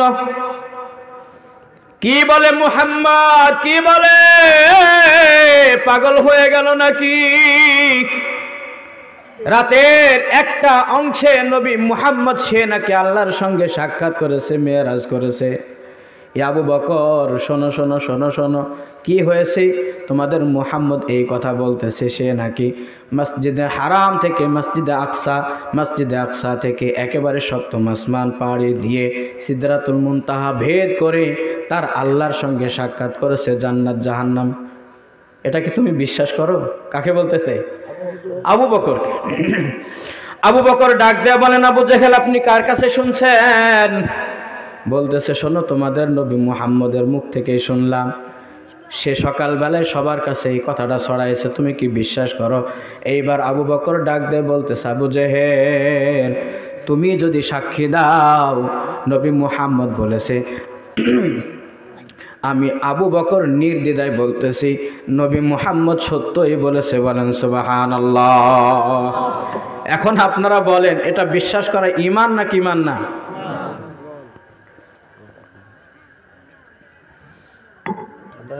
এইবার আবু জেহেল চিন্তা করলো কার কাছে কি বললাম। ভেবেছিলাম আবু বকর এটা অস্বীকার করবে, কিন্তু না, বরঞ্চ সে এক কথায় মেনে নিল। আবু বকর এখনো শুনেছিল না, আমি তাকে বললাম। আবু বকরের নবী মুহাম্মদের প্রতি এমন ঈমান, এইবার আবু জেহেল চিন্তা করলো, দেখি আমার দলের যারা আছে তাদেরকে বলি। বিভিন্ন জায়গায় বলতে লাগলো, যারা মুসলমান নবী মুহাম্মদকে ভালোবাসেন, মুহাম্মদ করেন, তারা বলতেছে যদি মুহাম্মদ বলে তাইলে কথা ঠিক আছে। শুধু তাই না বাবা, আবু জেহেল চিন্তা করলো মুহাম্মদ এই কথা বলেছে, সবাই মানে, আমি মানব না। নবী মুহাম্মদকে যে বলতেছে, মুহাম্মদ তুমি যদি বলেই থাকো মসজিদে হারাম থেকে মসজিদে আকসা পর্যন্ত গেছো, আমি একটু পরীক্ষা নিতে চাই। কি পরীক্ষা? এইবার ডাক দিয়ে বলতেছে, বলো বলো মসজিদে আকসার জালানা কয়টা? কি প্রশ্ন করে? বাইতুল মুকাদ্দাসের জালানা কয়টা, দরজা কয়টা, জালনার শিক কয়টা? যে কোনো কায়দায় তো নবী মুহাম্মদকে অপমান করতে হবে। আহা, দেখবেন একটা মানুষ নতুন কোথাও গেলে কি অত কিছু খেয়াল করে? আওয়াজ দেন, জালনা কয়টা, জালনার শিক কয়টা, দরজা কয়টা, পৈঠি কয়টা, এত কিছু কেউ দেখে? নবী মুহাম্মদুর রাসূলুল্লাহ কিছুক্ষণ একটু চুপ হয়ে গেলেন। অতঃপর আল্লাহ তাআলা জিবরিলকে পাঠাইলেন, জিবরিল চলে যাও, বাইতুল মুকাদ্দাসকে তোমার স্বহস্তে নবী মুহাম্মদের সামনে ধরো। নবী মুহাম্মদের জন্য চতুর্দিকে ঘোরা না লাগে, বাইতুল মুকাদ্দাস ধরো আর মুহাম্মদের সামনে এইভাবে এইভাবে ঘোরাও। জোরে জোরে আওয়াজ দিয়ে বলেন সুবহানাল্লাহ। বলেন তো আল্লাহ পারে না পারে না? আওয়াজ দিয়ে বলেন আল্লাহ পারে না পারে না? নবী মুহাম্মদকে যদি বাইতুল মুকাদ্দাস ঘুরায়া ঘুরায়া দেখাইতে পারে, তাইলে ওই বিবি আসিয়া যখন ইন্তেকাল করবে, ইসলামের জন্য যখন শহীদ হবে, আল্লাহ তাআলা কি পুরা জান্নাত তার সামনে ধরতে পারে না? কথা বলেন ঠিক কিনা? এ ভাইরা রে আমার, মুআজ আর মুআজ তারা দুজনই রসুলের দরবারে যুদ্ধ লেগে পড়লেন। বড় ভাইকে ডাক দিয়ে বলতেছেন, ভাই আপনি শক্তিশালী, এটা আপনিও জানেন আমিও জানি, কিন্তু জান্নাতে একসাথে যেতে চাই। কানে কানে বলে দিলেন, আপনি থাকবেন নিচে, আমি থাকবো উপরে। আল্লাহ রসুল কৌশল দেখলেন, বুঝতেও পারলেন, দুইজনের নাম যুদ্ধের ময়দানের খাতায় লিখে দিলেন। বলেন সুবহানাল্লাহ। আপনারা যারা ইতিহাস জানেন, উলামা ইকরাম আছেন, ওই যুদ্ধে সর্বপ্রথম আবু জেহেলকে যে হত্যা করার চেষ্টা করেছে, ছুরি দিয়ে আঘাত করেছে, সেই দুইজনের নাম হলো মুআজ আর মুআজ। কি নাম? আওয়াজ দিয়ে বলেন।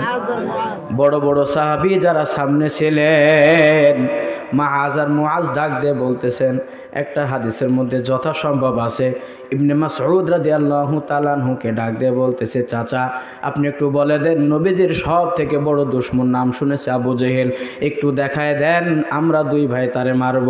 জোরে বলেন সুবহানাল্লাহ। এ বলেন শরীর বড় না কলিজা বড়? এ আওয়াজ দিয়ে বলেন শরীর বড় না কলিজা বড়? এই কলিজাটা শুধু এজন্য হয়েছে লা ইলাহা ইল্লাল্লাহ, যেই দিন লা ইলাহা ইল্লাল্লাহ বলেছে কলিজা বড় হয়ে গেছে।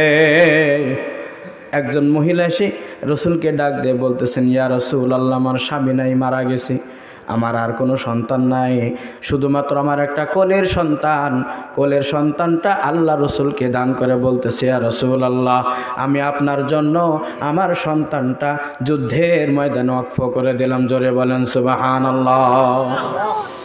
আল্লাহ রসুল ডাক দিয়ে বললেন, ও মহিলা, তোমার এই ছোট্ট বাচ্চা আমি যুদ্ধের ময়দানে কি করব? মহিলা ডাক দিয়ে বললেন, ইয়া রাসূলুল্লাহ, আমিও জানি আমার সন্তান দিয়ে কিছু হবে না, অন্তত পক্ষে আমার সন্তানটা আপনার দিকে যদি কোনো শত্রু বাহিনী তীর নিক্ষেপ করে, আমার সন্তানটা ওই তীরের সামনে ধরবেন। জোরে বলেন সুবহানাল্লাহ। অন্তত পক্ষে একটা তীর হলেও আমার সন্তান আপনাকে বাঁচাবে। বলেন সুবহানাল্লাহ। এটাই হলো লা ইলাহা ইল্লাল্লাহ, ইলাইহিল মাসির। যারা রবকে রব বলে বিশ্বাস করে নেবে, স্বীকার করে নেবে, তাদের ওই রবের কাছে যেতে কোনো বাধা নাই। জোরে বলেন আছে? গাফিরিজ যামবি ওয়া কাবিলিত তাওবি শাদীদুল ইকাব। তবে যদি গুনাহ হয়ে যায়, মালিক আমার আল্লাহ দুইটা কথা বলছেন, আমি রব হইল বান্দা তোমার হায়াতে জিন্দিগির গুনাহ মাফ করার জন্যই বসে আছি। ওয়া কাবিলিত তাওবি, তুমি যদি তওবা করো আমি রব সেটাকে কবুল করে নেব। এই দুইটা জিনিস আমি রব তোমার জন্য ওয়াকফ করে দিলাম। আর যদি তওবা না করো, আমি রবের কাছে গুনাহ ক্ষমা না চাও, তবে বুঝে নাও শাদীদুল ইকাব, ময়দানে মাহশার কিয়ামতের ময়দানে আমি রব তোমাকে এমন ধরা ধরবো, ওই কিয়ামতের ময়দান থেকে বের হওয়া, ওই জাহান্নাম থেকে বাঁচা আর কোনো সম্ভব নয়। কথা বলেন ঠিক কিনা? এখন বলেন তো আমাদের জীবনে গুনাহ আছে না নাই? আওয়াজ দিয়ে বলেন আছে না নাই? ওই রব আমাদের দুনিয়াতে পাঠিয়েছেন একটা নফস দিয়ে। এই নফসের কাজ হলো মানুষকে শয়তানি যত প্রকারের গুনাহ আছে গুনাহ করানো। কথা বলেন ঠিক কিনা? গুনাহ আমাদের হয়েই গেছে, গুনাহ থেকে তওবা করে যাবেন। ইত্তাকুল্লাহা হাক্কা তুকাতিহি ওয়ালা তামুতুন্না ইল্লা ওয়া আনতুম মুসলিমুন। মালিক আমার আল্লাহ ডাক দিয়ে বলেন, হে ঈমানদার, তোমাদের মধ্যে দুইটা জিনিস থাকা লাগবে। একটা হলো ঈমান, আর একটার নাম হলো তাকওয়া। ঈমান আর তাকওয়া এই দুইটা যতক্ষণ পর্যন্ত তোমার মধ্যে না আসবে, তুমি কখনোই মৃত্যুবরণ করো না। আপনারা বলেন একটা লাইটে কয়টা তার লাগে? মাইকটা চলতেছে, কয়টা তার লাগে? মালিক আমার ডাক দিয়ে বলেন, ইয়া আইয়ুহাল্লাযীনা আমানু ইত্তাকুল্লাহ। ঈমান আর তাকওয়া এই দুইটা জিনিস যতক্ষণ না মিলবে, ততক্ষণ পর্যন্ত তোমার মধ্যে মুসলমানিত্ব আসবে না। মুসলমানিত্ব আনতে হলে গুনাহমুক্ত জীবন চাই। কি মুক্ত? জোরে বলেন। গুনাহমুক্ত জীবন চাই। যুগে যুগে আল্লাহ রসুল যখন দাওয়াতি কাজ করেছেন, যখন যারা বুঝতে পারছে যে ওই রবের কাছে যাওয়াই লাগবে, জীবনে যত গুনাহ হয়েছে রসুলের দরবারে এসে তওবা করেছে। কি করেছে? জোরে বলেন। আমার আপনার মালিক আল্লাহ রসুল সাল্লাল্লাহু আলাইহি ওয়াসাল্লামকে জানাইছেন, লাউলা আন্নাকুম তুজনিবুনা লা খালাকাল্লাহু খালকান ইউজনিবুন। বান্দা মুমিন, তোমাদের দ্বারা গুনাহ হবেই হবে। এ বলেন তো, মুসলমান গুনাহ করবে না তো কারা করবে? গুনাহ হবে না আমাদের দ্বারা? গুনাহ তো আমরাই করে ফেলবো, গুনাহ হয়ে যাবে। কিন্তু আল্লাহ রসুল বলেন যে হ্যাঁ, যদি গুনাহ হয়ে যায় তওবা করো। কি করো? জোরে বলেন। তওবা করো। আল্লাহ তাআলা বলেন, ওয়া কাবিলিত তাওব, তোমাদের তওবা আমি রব গ্রহণ করব। জোরে বলেন সুবহানাল্লাহ। যুগে যুগে আল্লাহ রসুলের দরবারে অনেকেই আসছেন, ইসলাম গ্রহণ করেছেন, জীবনে অনেক গুনাহ করেছেন, এত পরিমাণ গুনাহ করেছেন, যখন রবের কাছে এসে তওবা করেছে, আল্লাহ রসুলের কাছে তওবা করেছে, মালিকের দরবারে ওই গুনার ক্ষমা চলে আসছে। বলেন সুবহানাল্লাহ। আপনারা জানেন, বনি ইসরাইলের একজন লোক ছিল, যার নাম হলো জিলকিফিল। কোন কোন বর্ণনা আছে সে ছিল হলো জালেম কিফিল নামে পরিচিত। সবার কাছে এত পরিমাণ জুলুম সে করত, এলাকার মানুষ তার কাছে যেতে সাহস পাইত না। অথচ একটা সময় এমন এসে গেল, ওই এলাকার একজন মহিলা, তার অনেক টাকার প্রয়োজন ছিল। জিলকিফিলের কাছে যেয়ে বলল, কিফিল, আমার কিছু টাকা দরকার, তুমি আমাকে একটু ধার দাও। এই জালেম কিফিল ডাক দিয়ে বলতেছে, মহিলা, আমি যে তোমারে টাকা দেব, শুধু শুধু টাকা দেই না, যদি তোমাকে টাকা নিতে হয় টাকার সুদও দেওয়া লাগবে। আপনাদের এলাকায় তো কোনো সুদ নাই? সুদ আছে নাকি? টাকার বিনিময়ে টাকা নেওয়া যাবে না, ধানের বিনিময়ে ধান নেওয়া যাবে না, খেজুরের বিনিময়ে খেজুর নেওয়া যাবে না। কোনো জিনিসের বদলে কোনো জিনিস অতিরিক্ত নেওয়াটাই হলো সুদ। ওই জামানায় ওই মহিলা ডাক দিয়ে বলতেছে, ও ভাই কিছু টাকা দাও। ওই কিফিল ডাক দিয়ে বলতেছে, টাকা দেব তো দেব, এর সুদ আমাকে দেওয়া লাগবে। এই মহিলা ছিল ধার্মিকা, সালেহা, জাকেরা, শাকেরা। আল্লাহওয়ালা বান্দি ছিল, ডাক দিয়ে বলতেছে ভাই তোমার আমি যদি সুদ দিতে পারতাম তো টাকা ধার চাইতাম না, তুমি যদি টাকা দাও তো ভালো, নাইলে আমার কিছুই করার নাই। এই কিফিল ডাক দিয়ে বলতেছে শোনো, আর একটা পথ আর একটা পন্থা আছে, তোমাকে টাকা দিতে পারে, তুমি যদি তোমার শরীর আমাকে দাও। জোরে জোরে বলেন নাউজুবিল্লাহ। সে সর্বপ্রকারের গুনাহ করত। সংক্ষেপেই বোঝেন, গুনাহ মানুষের দ্বারা হবে হবে হবে। আল্লাহ তাআলা বলেন নকাবিলিত তাওবি শাদীদুল ইকাব, আমি রব তুমি যত বড়ই গুনাহ করো না কেন, লা তাকনাতু মির রাহমাতিল্লাহ, আমি রবের রহমত থেকে তোমরা নিরাশ হয়ো না। এই কিফিল বলল ঠিক আছে টাকা নিয়ে যাও, রাতের বেলায় তোমার সঙ্গে সাক্ষাৎ করব। রাতের বেলায় যখন সাক্ষাৎ করেছে, ঘরের দরজা লাগাই দিয়েছে, জানালা লাগাই দিয়েছে, অন্ধকার। হঠাৎ করে দেখি ঘরের ভিতরে কিচ্ছু দেখা যায় না, আর মহিলা গুনগুন গুনগুন করে আওয়াজ করে কান্না করতেছে। এই কিফিল ডাক দিয়ে বলে মহিলা কান্দো কেন? তোমাকে তো ধক্ক দেই নাই, তোমাকে বকিও নাই, তোমার গায়ে স্পর্শও করি নাই, কাঁদো কেন? তো কি পরিমাণে কাঁদতেছো? কাঁদার তো কোনো কারণ দেখলাম না। মহিলা ডাক দিয়ে বলতেছে ভাই রে, হায়াতে জিন্দিগিতে আমি তোমার কাছে টাকা ধার নিয়েছিলাম বড় বিপদে পড়ে, কিন্তু জানো আমার শরীরে এ যাবৎ কোনো পুরুষে টাচ করে নাই। বলেন সুবহানাল্লাহ। এই যে তুমি আমাকে টাচ করবে, বড় ভয়, বড় ভয়। জানলা লাগাই দিয়েছো, পৃথিবীর কেউ দেখে না। বলেন তো দেখেন কে? আওয়াজ হয় নাই, জোরে বলেন কেউ দেখে নাই, দেখেন কে? ঘরের দরজা বন্ধ, লাইট বন্ধ, জ্বালানা বন্ধ, কেউ দেখে না, দেখেন কে? বান্দা তুমি যদি রাতের বেলায় ওযু করে 2টা নামাজ পড়ো, দেখেন কে? 2 রাকাত নামাজ পড়েছেন, দেখেন কে? রাতের বেলায় কেউ দেখে না। চুরি করো, রাহাজানি করো, ডাকাতি করো, অন্যের মাল তুমি হরণ করে খাও, পৃথিবীর কেউ কিছু বলতে পারে না। বলতে পারেন কে? আওয়াজ দিয়ে বলেন, এই আওয়াজ দিয়ে বলেন বলতে পারেন কে? ওই মহিলাই ডাক দিয়ে বলতেছে ভাই এতদিন হয়ে গেল আমি আমার যৌবনকে গুছিয়ে রেখেছি, পবিত্র করে রেখেছি, তুমি যদি আমার গায়ে হাত দাও পৃথিবীর কেউ দেখে না। দেখেন হলো আমার আল্লাহ। কে দেখে? জিকির করেন লা ইলাহা লা ইলাহা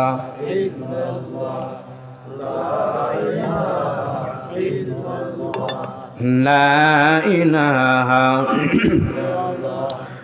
লা ইলাহা লা ইলাহা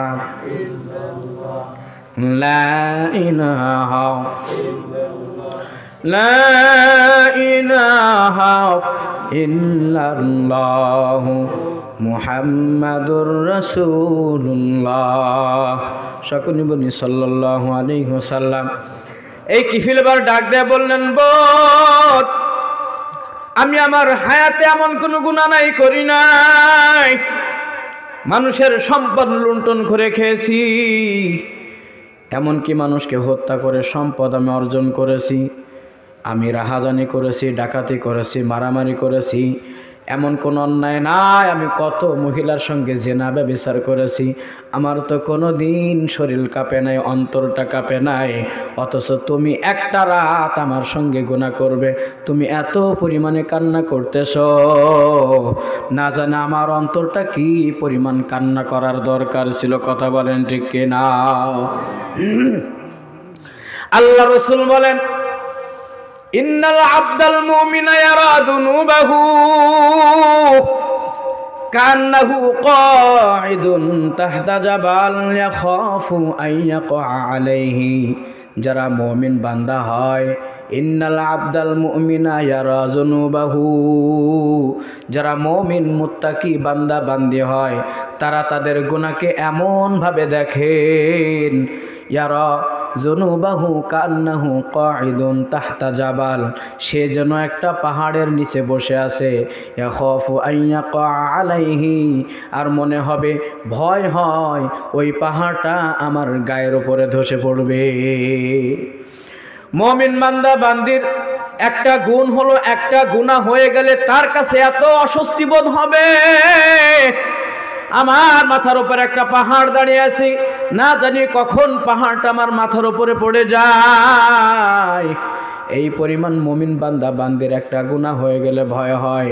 ঠিক এমনই ভাবে ওই মুমিন মুত্তাকি মহিলার এমন ভয়, ঘরের দরজা বন্ধ, জানালা বন্ধ, কেউ দেখে না আমার আল্লাহ, আমি যদি একটা গুনাহ করি ওই জাহান্নামের আগুনে পোড়া লাগবে। কথা বলেন ঠিক কিনা? ওই কিফির ডাক দিয়ে বলতেছে, বোন রে বোন, জীবনে যা গুনাহ করেছে আর কোনোদিন গুনাহ করব না, যাও যাও যাও, আমি তোমার ওই টাকা মাফ করে দিলাম, ওই টাকা আমি ফেরত চাই না, বরঞ্চ আমি তওবা করলাম। আল্লাহ,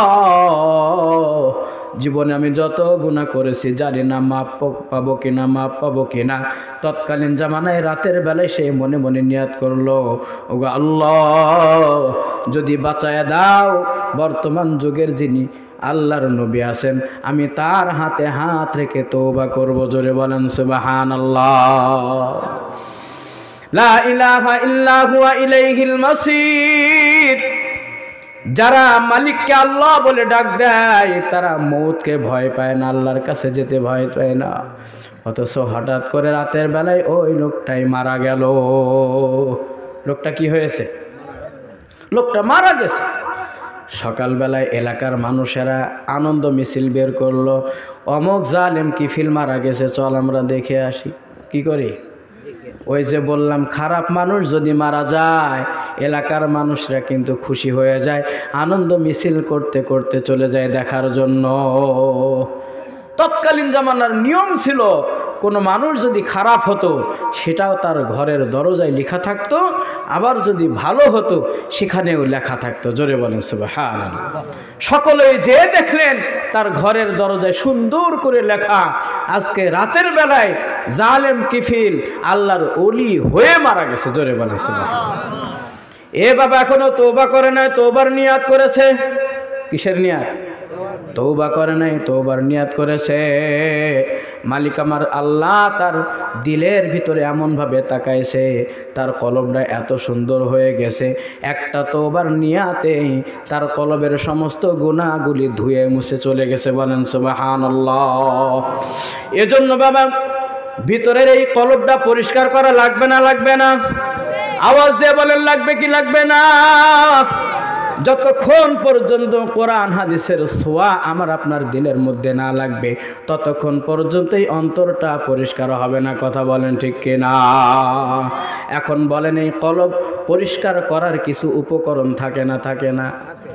দেখবেন যদি ডাক্তারের কাছে যান, ডাক্তার বলে যে এই অসুখ ভালো হবে না যতক্ষণ ইনজেকশন না দেওয়া হবে। বলে কি বলে না? ইনজেকশন দেওয়ার আগে দেখবেন ডাক্তার সাহেব তুলার মাথায় একটু ওই স্যাবলন না কি জন্য বলে ভায়োডিন লাগায়, লাগানোর পরে এখানে একটু মুছে দেয়। কি করে? মুছার পরে ওইখানে ইনজেকশন লাগায়। তার মানে ইনজেকশন দেওয়ার আগে একটা পরিষ্কার পরিচ্ছন্নতার উপকরণ লাগে কি লাগে না? এ বাবা, আমাদের একটা জিনিস বুঝতে হবে, আমাদের এই কলব পরিষ্কার করার মাধ্যম হলো দুইটা জিনিস। কয়টা? জোরে বলেন। আল্লাহ রসুল বলেন, তারাকতু ফিকুম আমরাইন, আমি রসুল পৃথিবীর ভিতরে দুইটা জিনিস রেখে গেলাম। তারাকতু ফিকুম আমরাইন, দুইটা জিনিস রেখে গেলাম, দুইটা জিনিস রেখে গেলাম। এটা হলো মানুষের কলবকে পরিষ্কার করবে। মানুষের কলব পরিষ্কার করার উপকরণ কয়টা? জোরে বলেন। এই আওয়াজ দিয়ে বলেন কয়টা? তারাকতু ফিকুম আমরাইন, মানুষের এই কলব, মানুষের অন্তর। আমি শুরুতেই বলেছি, একটা মানুষের দাম তখন হবে যখন তার কলবটা হবে ভালো। আর সব থেকে নিকৃষ্ট মানুষ হবে যার কলবটা নষ্ট হয়ে গেছে। বাবা, যেহেতু আমাদের কলব কম বেশি নষ্ট গুনাহের মাধ্যমে, আল্লাহ রসুল বলেন বান্দা যখন একটা গুনাহ করে কলবে একটা দাগ পড়ে যায়, আবার যখন একটা গুনাহ করে আরেকটা দাগ পড়ে যায়, আরেকটা গুনাহ করে আরেকটা দাগ পড়ে যায়। আল্লাহ রসুল বলেন এইভাবে করতে করতে করতে করতে গুনার কাজ যখন বেশি হয়ে যায়, তার এই কলবটা আস্তে আস্তে নষ্ট হয়ে যায়। আল্লাহ রসুল বলেন দুইটা জিনিস রাখলাম, তারাকতু ফিকুম আমরাইন, এ মুমিন বান্দা বান্দি, তোমার এই কলবটা পরিষ্কার করে ফেলো, তোমার পুরা বডিটাই তোমার পরিষ্কার হয়ে যাবে। আর এই কলবটা পরিষ্কার করার দুইটা উপকরণ, লাংতা দিল্লু মা তামাসাক বিহিমা, তোমরা কখনো পথভ্রষ্ট হবে না। তার মধ্যে একটা হলো কোরআন, আর একটার নাম হলো সুন্নাহ। কোরআন এবং সুন্নাহ, কোরআন এবং হাদিস কয়টা জিনিস জোরে বলেন, এই আওয়াজ দিয়ে বলেন কয়টা? আপনারা আজকে সকালবেলায় কোরআন তেলাওয়াত করেছেন কারা কারা? কোরআন তেলাওয়াত করেছেন? লজ্জার কিছু নাই, আলহামদুলিল্লাহ। কয়েকজন পাইছি কোরআন তেলাওয়াত করছেন, আলহামদুলিল্লাহ বলেন। আচ্ছা বলেন তো, এই কোরআন তেলাওয়াত আমাদের সকলেরই করা দরকার ছিল না ছিল না? অথচ আমাদের বয়সের কারণে, ঝামেলার কারণে, আমাদের ব্যস্ততার কারণে কোরআন তেলাওয়াত করা হয় না। আবার অনেকে আছে কোরআন তেলাওয়াত আমরা জানি না, আছে না নাই? ইন্না নাহনু নাযালনা যিকরা, এই একটু বসেন, একটু বসেন। ইন্না নাহনু নাযালনা যিকরা ওয়া ইন্না লাহু লাহাফিজুন। বলেন তো, যদি এখন আপনাদের এলাকা দিয়ে একটা মিছিল বের হয় জামাত ইসলামের, আপনি যদি ওই দলের মধ্যে ঢোকেন, আপনি কোন দলের হয়ে গেলেন? আওয়াজ দেন। যদি কোনো আওয়ামী লীগের একটা নৌকার মিছিল বের হয়, আপনি যদি ওই দলের মধ্যে ঢুকে পড়েন, আপনি কোন দলের হলেন? এই আপনারা মনে করেন যে হুজুর এখন আবার রাজনীতি করতেছে, না, বোঝানোর জন্য। আপনি যদি কি বলে ওইটাকে, নাঙ্গল, নাঙ্গলে তোর অস্তিত্ব নাই। এখন যদি নাঙ্গল কাঁধে করে মিছিল করতে করতে যায়, আপনি যদি ওই মিছিলে শরীক হন, আপনি কোন দলের? এখন যদি কোরআনের একটা মিছিল হয়, কোরআনের মিছিলে আপনি ঢুকছেন, বলেন তো কোরআনওয়ালার মিছিলে যদি কেউ প্রবেশ করে, সে কোন মিছিলের দল হলো? এই আওয়াজ দিলেন না কেন? বলেন কোন দলের? কোরআনওয়ালাদের মিছিলে যদি কেউ প্রবেশ করে তো সে কোরআনওয়ালা হয়ে যায়। আল্লাহ তাআলা বলেন ইন্না নাহনু নাযালনা যিকরা ওয়া ইন্না লাহু লাহাফিজুন। আমি রব কোরআনকে নাজিল করেছি, আর এই কোরআনের সংরক্ষণের দায়িত্ব আমি রব নিয়েছি। বলেন সুবহানাল্লাহ। এখন বলেন, আমি আপনি যদি কোরআনের জন্য সাহায্য করি, কোরআনকে হেফাজতের জন্য, আমরা কোন দল? আওয়াজ হলো না, বলেন আল্লাহর দল। এই আল্লাহর কোরআন আল্লাহ হেফাজত করবে, আল্লাহ হেফাজত করবে। ওই হেফাজতের অংশ হিসাবে আমিও যদি অনুপ্রবেশ করি, বলেন আমিও আল্লাহর দল হয়ে গেলাম। আমি কি আল্লাহর দল হইলাম না হইলাম না? আল্লাহ তাআলা বলেন ইন্না নাহনু নাযালনা যিকরা ওয়া ইন্না লাহু লাহাফিজুন। আমি রব কোরআন নাজিল করেছি, আর কোরআন হেফাজতের দায়িত্ব আমি রব নিয়েছি। এখন যদি কোনো বান্দা, কোনো বান্দি কোরআন হেফাজতের জন্য নিজের অর্থ ব্যয় করে, কিছু টাকা পয়সা দান করে, তাইলে বলেন কোরআন হেফাজতের দায়িত্ব আল্লাহ তাআলার। আমরা যদি ওই আল্লাহর কোরআন হেফাজতের জন্য কিছু দান করি, এখন বলেন আমরাও কি আল্লাহওয়ালা হইলাম? কেউ হইলাম না। এই আল্লাহর দলে কারা কারা থাকবেন? আওয়াজ দেন, নারায়ে তাকবীর, নারায়ে তাকবীর। আল কোরআনের আলো, আল কোরআনের আলো। ঘরে ঘরে কি জ্বালছেন? ঘরে ঘরে জ্বালছেন? ঘরে ঘরে জ্বালা হয় না। আমি আর অত দূর যাব না। আসলে কোরআন ঘরে ঘরে জ্বালানোর দরকার আছে। ঘরে ঘরে যখন কোরআন জ্বলবে, তখন সংসদেও জ্বলবে। কথা বলেন ঠিক কিনা? হ্যাঁ, আপনি সাঁতার শিখছেন, এক চান্সে কি সাগরে যে সাঁতার খেলতে পারবেন? হ্যাঁ, প্রথমে খালে, তারপরে বিলে, তারপরে ছোট নদীতে, এরপরে সাগরেও ভয় পাবেন না। আমরা ভয় পাই রাজপথে নামতে, কেন জানেন? কোরআন ঘরেই নাই, কোরআন ঘরে নাই। আমার সন্তানকে কোরআন শিক্ষা দেয় না। এজন্য সর্বপ্রতি সর্বোপরি আমাদের কোরআনের পথে এগিয়ে আসতে হবে। হবে তো ইনশাল্লাহ?